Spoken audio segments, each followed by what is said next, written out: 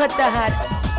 सरजराज चतरा डीजे क्या नाम है आपका? सरज बाबू। अच्छा अच्छा।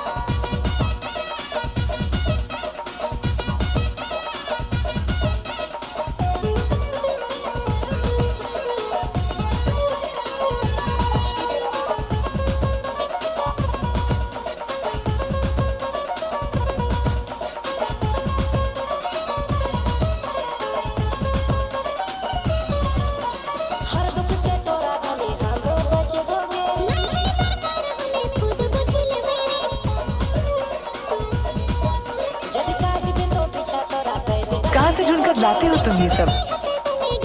चतरा कहाँ गांव पता है? और बाकी से नाम तो आपने सुना ही होगा। अच्छा कुछ भी बोलते हो है ना? सरजराज चतरा डीजे डीजे